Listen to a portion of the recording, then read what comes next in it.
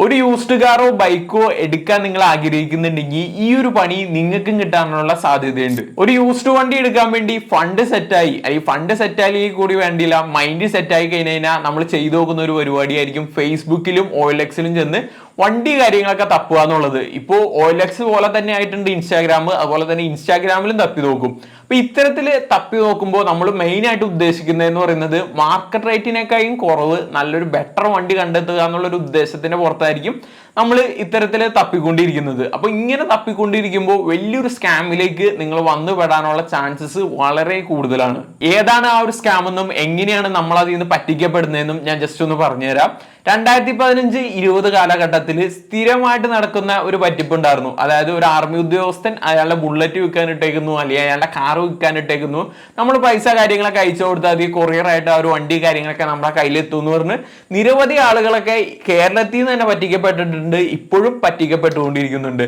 പക്ഷെ ഈ ഒരു സ്കാം പലർക്കും കേട്ട് നല്ല പരിചയം ഉണ്ടാവും.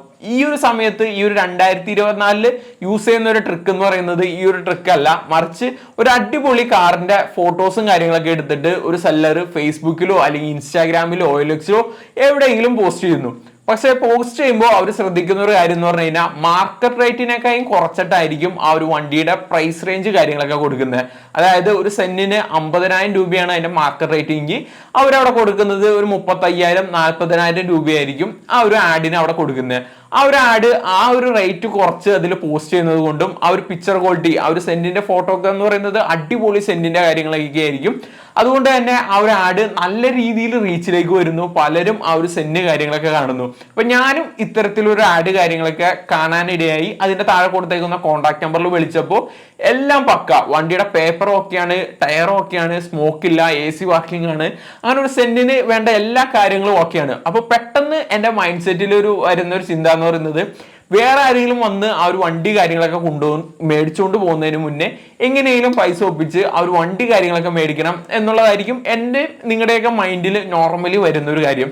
ഞാൻ ഒരു ഓണറിനെ കോണ്ടാക്ട് ചെയ്തപ്പോൾ ആ ഒരു ഓണർ പറഞ്ഞൊരു കാര്യം, ഒരു പാർട്ടി ഓൾറെഡി വന്ന് കണ്ടു നോക്കിയിട്ടുണ്ട്, പക്ഷെ അവർ അഡ്വാൻസ് കാര്യങ്ങളൊന്നും ഇട്ടിട്ടില്ല, അവർക്ക് ഇപ്പോൾ പേയ്മെന്റ് ചെയ്യാൻ പറ്റിയില്ല, 1-2 ദിവസത്തിനുള്ളിൽ അവർ പേയ്മെന്റ് ചെയ്ത് കഴിഞ്ഞാൽ അവർക്ക് ഡീൽ ഓക്കെ ആക്കും, അല്ലെങ്കിൽ നിങ്ങൾക്ക് ഡീല് വേണമെങ്കിൽ വന്ന് കണ്ടു നോക്കി നിങ്ങൾക്ക് പേയ്മെന്റ് ചെയ്യാൻ പറ്റുമെന്നുണ്ടെങ്കിൽ നിങ്ങൾക്ക് ആ ഒരു ഡീലും ഒക്കെ ആക്കാം, പക്ഷെ അവർ ഇന്ന് വന്നു കഴിഞ്ഞാൽ ആ ഒരു വണ്ടി കാര്യങ്ങളൊക്കെ പോകുന്നുള്ളത്.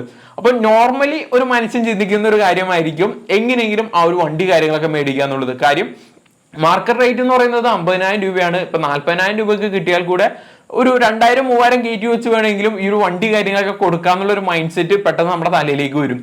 ഈ ഒരു മൈൻഡ് സെറ്റ് വെച്ച് നമ്മൾ ചെയ്യാൻ പോകുന്ന ഒരു കാര്യമായിരിക്കും പുള്ളിയുടെ ഗൂഗിൾ പേ നമ്പർ കാര്യങ്ങളൊക്കെ മേടിച്ച് പുള്ളിക്ക് ചെറിയൊരു എമൗണ്ട് അഡ്വാൻസ് ഇട്ട് കൊടുത്ത് ആ ഒരു അവരുടെ തമ്മിലുള്ള ആ ഒരു ഡീല് നടക്കാതെ അതൊന്ന് ബ്ലോക്ക് ചെയ്ത് വെക്കുക എന്നുള്ളത്.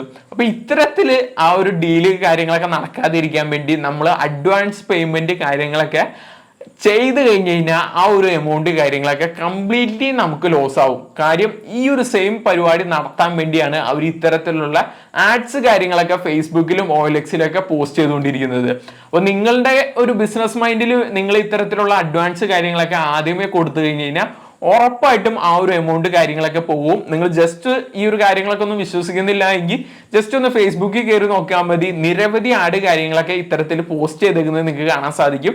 അതും വളരെ വിലക്കുറവിലായിരിക്കും പല വണ്ടികളും പോസ്റ്റ് ചെയ്തേക്കുന്നത്. അതും നമ്മൾ കോൺടാക്ട് ചെയ്യുമ്പോൾ ഈ ഒരു രീതിയിലേക്ക് ആയിരിക്കും അവർ റിപ്ലൈ ചെയ്യുന്നത്. ഈ ഒരു സെയിം പാറ്റേൺ തന്നെയായിരിക്കും മിക്കതും. ഇനി എങ്ങാനും നിങ്ങളുടെ ഡ്രീം പ്രൊജക്റ്റ് ആയിട്ടുള്ള ഒരു വണ്ടി വളരെ റേറ്റ് കുറവിനൊക്കെ കണ്ടു കഴിഞ്ഞ് കഴിഞ്ഞാൽ ആ ഒരു ആഡ് സ്പാം ആണോ അല്ലയോ എന്നൊക്കെ തിരിച്ചറിയാൻ പറ്റുന്ന ഒരു കുഞ്ഞൻ ടിപ്പ് പറഞ്ഞുതരാം. ഇത് എല്ലാ സമയത്തൊന്നും വർക്കായിക്കൊള്ളണമെന്നില്ല. നിങ്ങൾ കണ്ടേക്കുന്ന ഒരു ആഡ് ഫേസ്ബുക്കിലോ അല്ലെങ്കിൽ OLXിലോ ആണെങ്കിൽ അതിന്റെ താഴെ തന്നെ അത് പോസ്റ്റ് ചെയ്തേക്കുന്ന ലൊക്കേഷനും കാര്യങ്ങളൊക്കെ കാണാൻ സാധിക്കും. ആ ഒരു ലൊക്കേഷനും കാര്യങ്ങളൊക്കെ കണ്ടുവച്ചതിന് ശേഷം അതിന്റെ ഓണറിനെ കോൺടാക്ട് ചെയ്യുക, എവിടെയാണ് മീറ്റ് ചെയ്യാൻ പറ്റുന്നതെന്ന് ചോദിക്കുക. അപ്പൊ അവർ പറയുന്ന ലൊക്കേഷൻ ആ ഒരു പോസ്റ്റ് ചെയ്തേക്കുന്ന ലൊക്കേഷനായിട്ട് അത്ര കണക്റ്റഡ് അല്ല. അതായത് പോസ്റ്റ് ചെയ്തേക്കുന്നത് എറണാകുളവും മീറ്റ് ചെയ്യാന്ന് പറയുന്നത് വില കൊല്ലത്തേക്ക് ആണെങ്കിൽ ഉറപ്പായിട്ടും അത് സ്പാം ആവാനുള്ള സാധ്യത വളരെ കൂടുതലാണ്.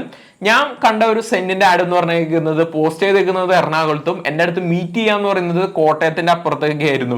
അപ്പോൾ എനിക്ക് വളരെ സിമ്പിൾ ആയിട്ട് എത്തിപ്പെടാൻ പറ്റിയില്ല എന്നൊരു സിറ്റുവേഷൻ ഉണ്ടാക്കിയെടുത്താൽ മാത്രമാണ് അവർക്ക് ആ ഒരു അഡ്വാൻസ് പേയ്മെന്റ് കാര്യങ്ങളൊക്കെ മേടിച്ചെടുക്കുക എന്നുള്ള ഒരു ഓപ്ഷൻ പോസിബിൾ ആവുള്ളൂ. അപ്പൊ ഇതിനു വേണ്ടിയാണ് അവർ ഇത്രയും ലെങ്തി ആയിട്ടുള്ള ലൊക്കേഷനും കാര്യങ്ങളൊക്കെ പറയുന്നത്. അപ്പൊ നിങ്ങളും ഓൺലൈനിലൊക്കെ കണ്ട് അഡ്വാൻസ് പേയ്മെന്റ് കാര്യങ്ങളൊക്കെ കൊടുത്തു വെക്കുമ്പോൾ വളരെ ചിന്തിച്ച്, അല്ലെങ്കിൽ ഫ്രണ്ട്സോ കാര്യങ്ങളൊക്കെ ഉണ്ടെങ്കിൽ അവരുടെ അടുത്ത് ആ ഒരു വണ്ടി കാര്യങ്ങളൊക്കെ ജസ്റ്റ് ഒന്ന് പോയി നോക്കി അങ്ങനെ ഒരു വണ്ടി ഉണ്ട് എന്നുള്ളൊരു കൺഫർമേഷൻ എടുത്തതിന് ശേഷം മാത്രമേ ഈ ഒരു അഡ്വാൻസ് പേയ്മെന്റ് കാര്യങ്ങളൊക്കെ ചെയ്യാവുള്ളൂ. അല്ലാതെ ചെയ്ത് കഴിഞ്ഞാൽ ഉറപ്പായിട്ടും ആ ഒരു ഫണ്ടിങ് കാര്യങ്ങളൊക്കെ ലോസ് ആവുന്നതായിരിക്കും. ഇന്നത്തെ വീഡിയോയും നിങ്ങൾക്ക് ഒരുപാട് യൂസ്ഫുൾ ആവുമെന്ന് പ്രതീക്ഷിക്കുന്നു. അപ്പൊ നിങ്ങൾ ആദ്യമായിട്ടാണ് ചാനൽ കാണുന്നതെങ്കിൽ ചാനൽ ഒന്ന് സബ്സ്ക്രൈബ് ചെയ്യുക. കൂടുതൽ നല്ല വീഡിയോസുമായിട്ട് വീണ്ടും വരുന്നതായിരിക്കും. താങ്ക്